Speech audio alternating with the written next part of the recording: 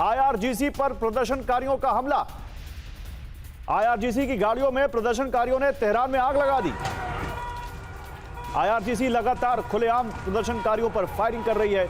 IRGC ने कई शहरों में प्रदर्शनकारियों को मौत के घाट उतार दिया है।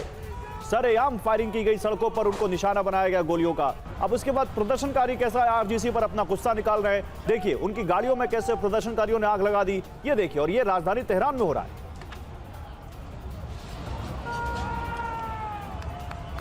और राजधानी तेहरान में आगजनी, लोगों ने सड़कों पर आग लगाई है। ईरानी फोर्स से भी हिंसक झड़प हुई है। तो राजधानी तेहरान में कैसे आगजनी हुई है ये तो हम दिखाई रहे हैं, लेकिन सड़कों पर लोगों ने आग लगा दी। ईरानी फोर्स से भी हिंसक झड़प हुई है इन प्रदर्शनकारियों की।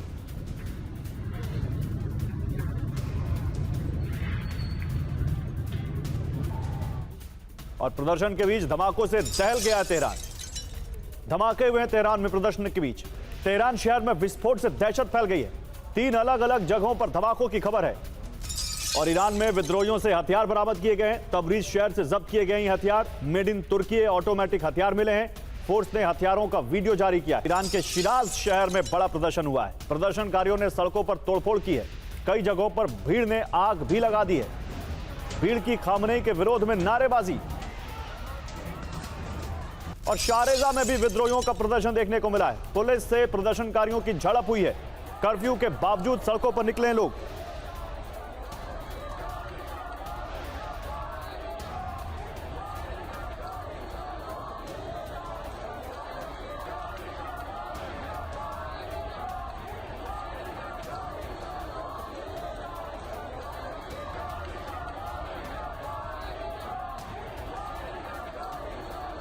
तो ये देखिए ईरानी फोर्स से कैसे लोगों की झड़प हो रही तो हम दिखाई रहे, लेकिन ईरान में कोहराम मचा हुआ है।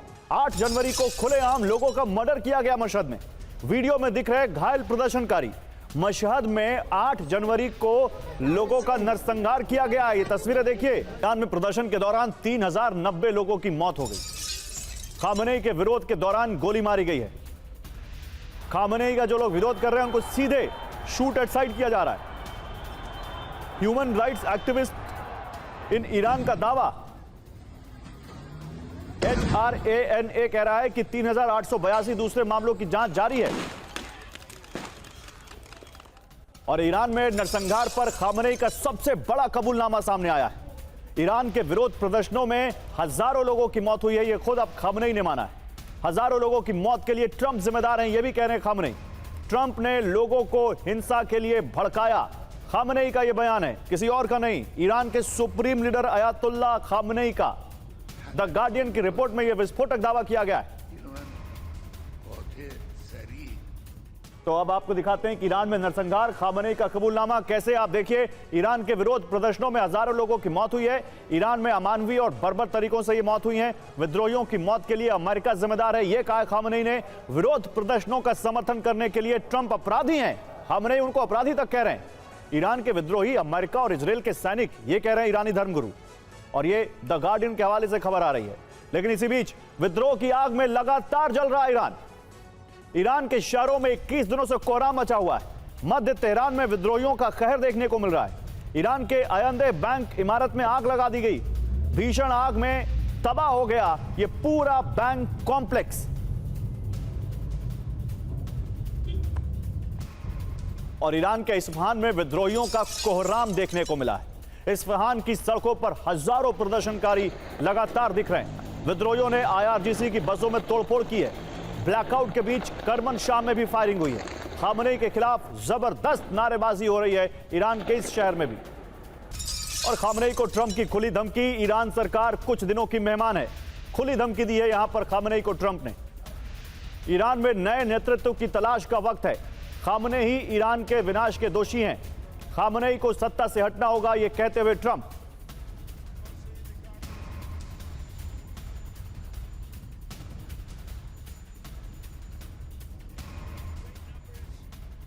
तो दावा है कि ईरान का संकट टला नहीं है, क्योंकि ट्रंप ने अभी तक अपना इरादा नहीं बदला है। अमेरिकी राष्ट्रपति ने खामनेई के खिलाफ ऐसा प्लान तैयार किया है जो उनके 36 साल के शासन के अंत की 100% गारंटी माना जा रहा है। ट्रंप का यह नया प्लान क्या है, टीवी 9 की इस एक्सक्लूसिव रिपोर्ट में दिखाते हैं। ट्रंप ने ईरान के आसपास बड़ी सैन्य तैनाती के आदेश दिए हैं, ठीक वैसे ही जैसे वेनेजुएला पर हमले से पहले की गई थी, ताकि किसी भी वक्त अमेरिकी सेना बड़े हमले के लिए तैयार रहे और आदेश मिलते ही तुरंत प्रहार करने में सक्षम हो। ट्रंप ईरान को समंदर के रास्ते दुनिया से काटना चाहते हैं, ताकि आंतरिक हालात और ज्यादा भड़क जाएं। प्रदर्शनकारी पहले से ज्यादा उग्र प्रदर्शन शुरू कर दें और खामनेई शासन के लिए उन्हें काबू करना असंभव हो जाए। और अमेरिका ने ईरान की ठीक वैसे ही घेराबंदी शुरू कर दी है जैसी 3 जनवरी को हमले से पहले वेनेजुएला की थी। सैन डिएगो से अमेरिकी एयरक्राफ्ट कैरियर यूएसएस रूजवेल्ट 2 दिन पहले रवाना हो चुका है। यह इस वक्त प्रशांत महासागर में मौजूद है। ये मलक्का स्ट्रेट से होते हुए हिंद महासागर में पहुंचेगा, जिसके बाद बाब अल मंदेब स्ट्रेट से होते हुए इसकी तैनाती लाल सागर में की जाएगी। ये करीब 20 दिन बाद लाल सागर पहुंच सकता है। इसके अलावा साउथ चाइना सी में मौजूद यूएसएस अब्राहम लिंकन भी 2 दिन पहले अरब सागर के लिए रवाना हो चुका है। ये यहाँ मलक्का स्ट्रेट से होकर पहुंचेगा, जिसमें इसे करीब 5 दिन का वक्त लग सकता है। यानी आने वाले 2 से 3 हफ्ते में ईरान के आसपास अमेरिका के 2 एयरक्राफ्ट कैरियर, 7 डिस्ट्रॉयर और 2 पनडुब्बियां तैनात होंगी, क्योंकि अमेरिका का एक डिस्ट्रॉयर ईरान के पास पहले से तैनात है, जबकि यूएसएस अब्राहम लिंकन और यूएसएस रूजवेल्ट के साथ करीब 6 डिस्ट्रॉयर और 2 पनडुब्बियां भी ईरान की तरफ बढ़ रही हैं। दरअसल अमेरिकी एयरक्राफ्ट कैरियर पर बेहद आधुनिक इलेक्ट्रॉनिक वॉरफेयर सिस्टम लगे होते हैं, जिससे करीब 400 किलोमीटर के इलाके में मौजूद सभी डिफेंस सिस्टम निष्क्रिय हो जाते हैं और किसी भी सेना के लिए अमेरिकी मिसाइलों को रोकना असंभव हो जाता है। और ईरान के खिलाफ ट्रंप का प्लान बदलने की एक नहीं बल्कि कई वजह हैं, और देखिए उसमें सबसे पहली वजह तो यही है कि सैन्य दखल से ईरान का आंतरिक माहौल खामनेई के पक्ष में जाने का डर है, और इसलिए कहीं ना कहीं ट्रंप ने अपना इरादा बदला है। दूसरा, अगर ईरान पर स्ट्राइक की गई तो प्रदर्शनकारियों में राष्ट्रवाद की भावना जाग जाएगी। इससे भी ट्रंप हिचके हैं। आईआरजीसी और बासिज फोर्स को मजबूत होने का खतरा पैदा हो जाता है इससे। सिर्फ इतना ही नहीं, ट्रंप प्रशासन को डर था कि अगर अभी हमला होता है तो अमेरिका अरब में लंबी जंग में फंस सकता था, जबकि ट्रंप पहले ही साफ कर चुके हैं कि वो ईरान के खिलाफ लंबी जंग नहीं चाहते।